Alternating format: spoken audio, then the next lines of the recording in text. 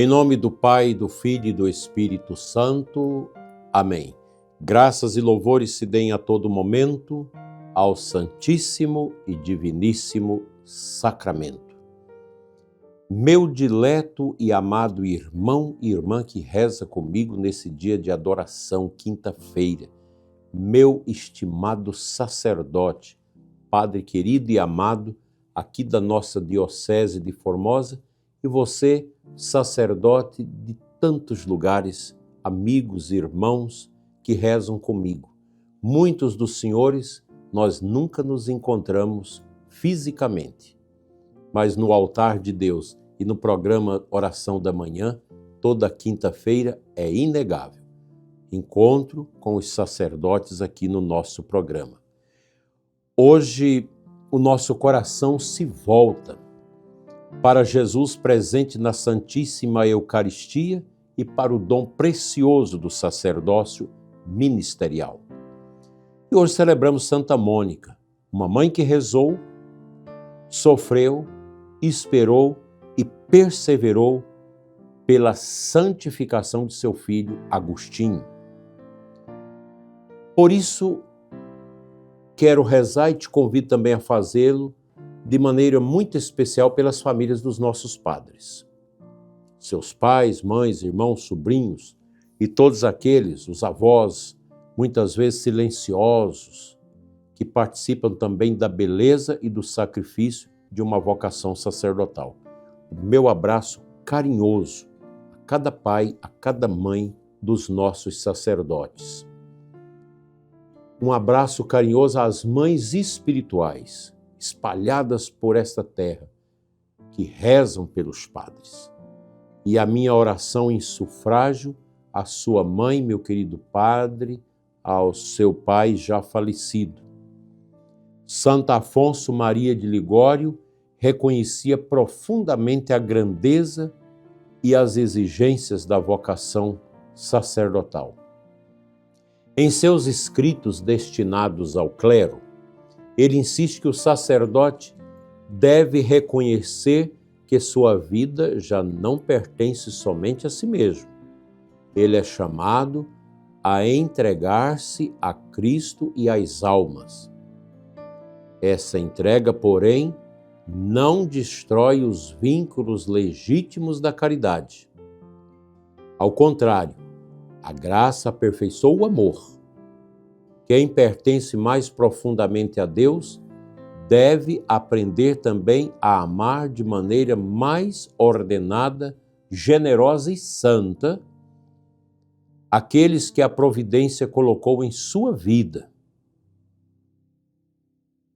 Santo Afonso fala isso na sua obra Selva de Matérias Pregáveis e Instrutivas para os Sacerdotes.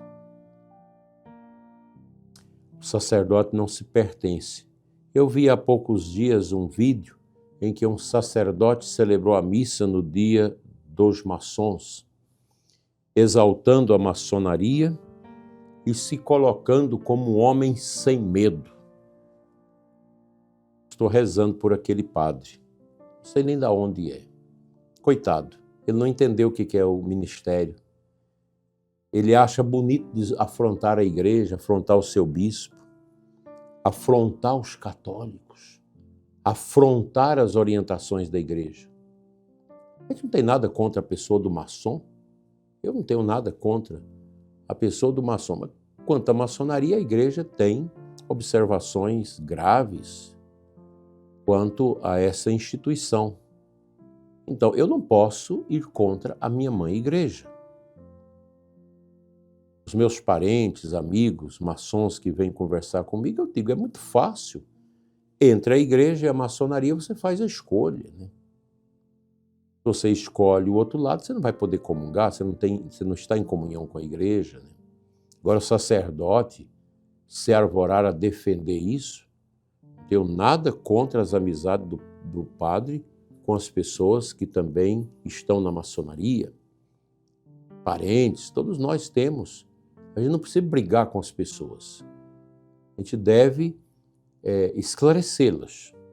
Agora, o padre afrontar a igreja, esse padre não está bem, ele precisa das orações. Eu peço a todos que rezem por ele. Porque nós não podemos condenar o padre e querer que o padre seja jogado no limbo, no estertores do esquecimento da igreja. A gente tem que rezar pelos padres. O padre que está com problema, a gente reza por eles para que possam encontrar o caminho. Hoje eu quero aplicar esse ensinamento de Santo Afonso a uma realidade sobre a qual talvez falemos pouco, a família do padre. Um sacerdote não cai pronto do céu. Antes de existir o padre, existiu uma criança, existiu uma casa, existiram pessoas que cuidaram dele.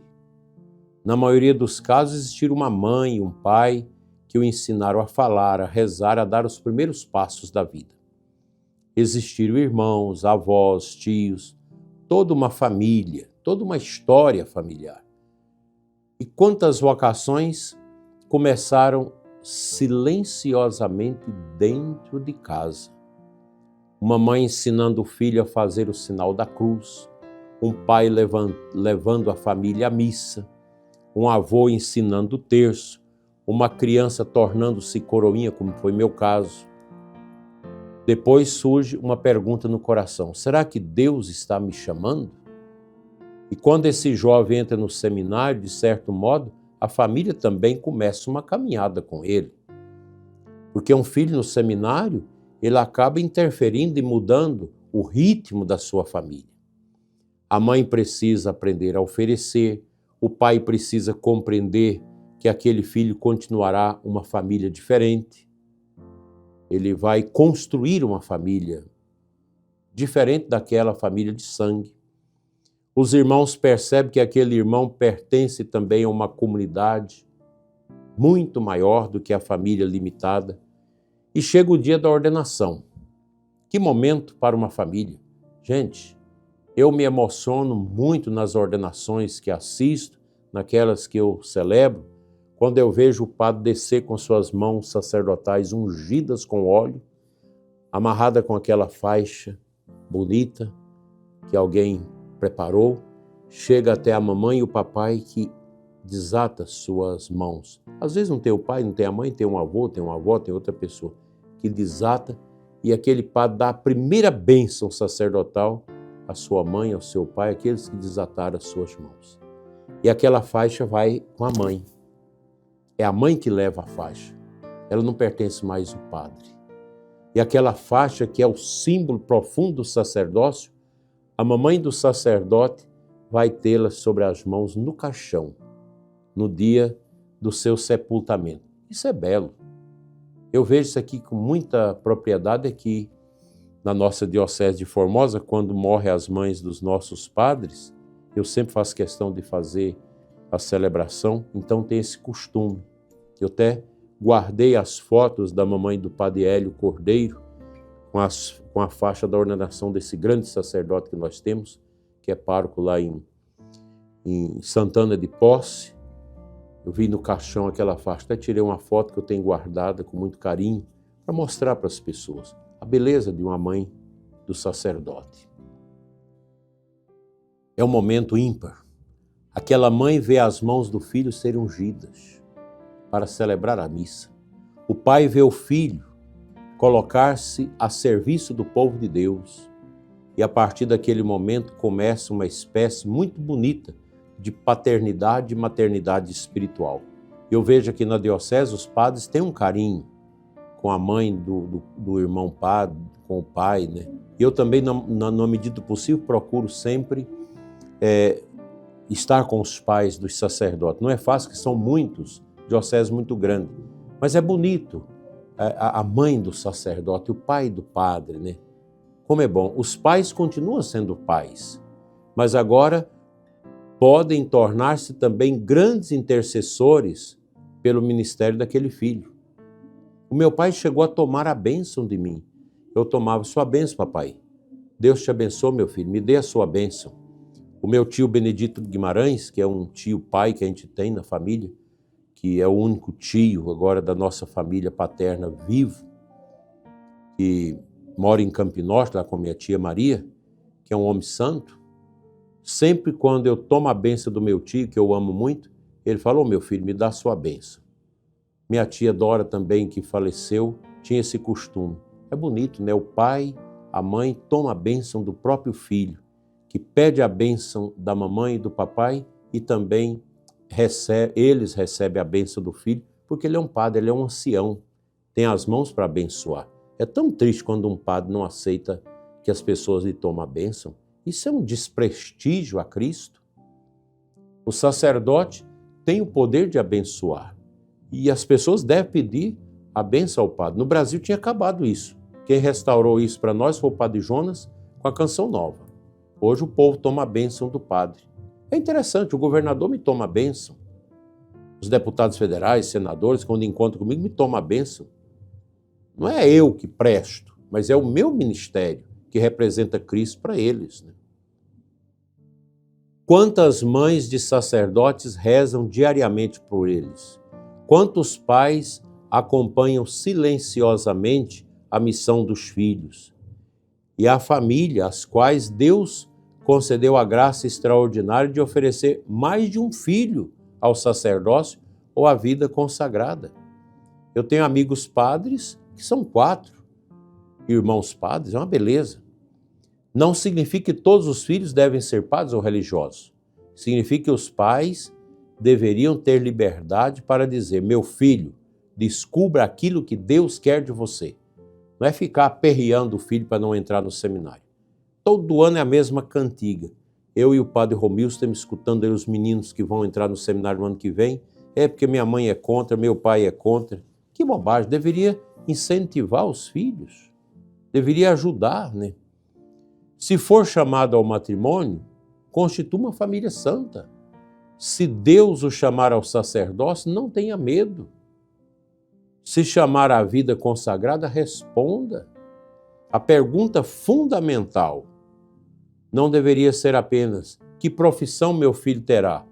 Mas também: Senhor, qual é a vocação que preparaste para este menino, esta menina? É isso que deve ser. Precisamos, gente, igualmente valorizar a abertura generosa à vida. Uma sociedade em que nasce menos criança naturalmente enfraquece também os desafios para a renovação das famílias e das comunidades. O muçulmano está tomando conta do mundo porque os cristãos deixaram de ter filhos. Uma vergonha isso. Inclusive aqui no Brasil. Está aumentando muito. E o povo brasileiro com essa bobagem, as mulheres, até gente que tem fé, que não quer ter filho. Feminismo barato. Existem mudanças culturais, dificuldades na transmissão da fé, enfraquecimento da família, da vida, da comunidade e de muitos outros fatores.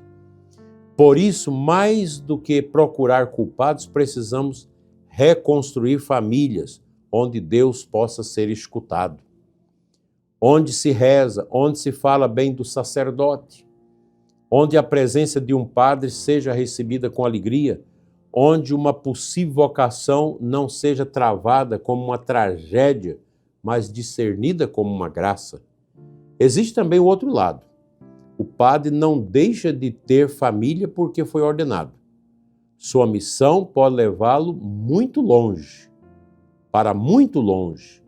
Talvez possa estar até em outros lugares distantes e não pode estar em todos os aniversários da família.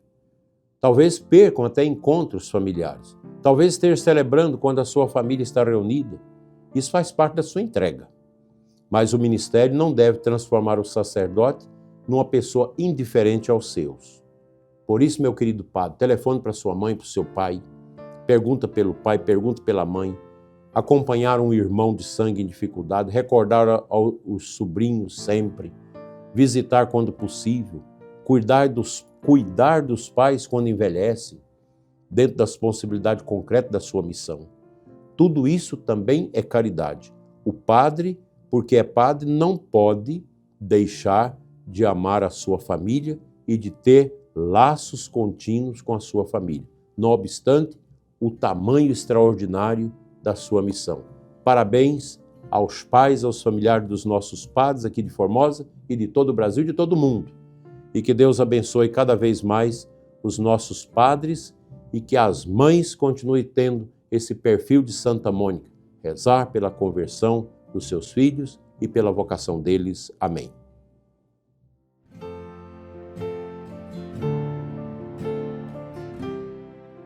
O Santo Evangelho de hoje, Mateus 24, 42, 51.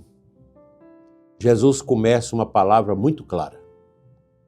Ficai atentos, porque não sabeis o dia que virá o Senhor.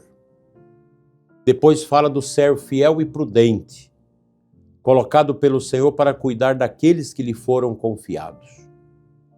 Feliz o empregado, cujo Senhor o encontrar agindo assim quando voltar. E aqui podemos pensar na vocação. Deus confia pessoas aos nossos cuidados. Aos pais confia os filhos, aos sacerdotes confia uma comunidade. A cada cristão, Deus confia uma missão. A vigilância de que Jesus fala não significa ficarmos assustados com o fim do mundo que um dia vai vir. Significa ser fiel hoje àquilo que Deus colocou em nossas mãos. Santa Mônica fez isso como mãe. Cuidou, rezou e perseverou. O sacerdote é chamado a fazer isso como pai espiritual. E também sua família continua tendo uma missão: sustentar o padre com amor e oração, para que permaneça fiel ao chamado recebido. Que um dia todos nós possamos escutar a bem-aventurança de Jesus. Feliz o servo cujo Senhor encontrar agindo assim.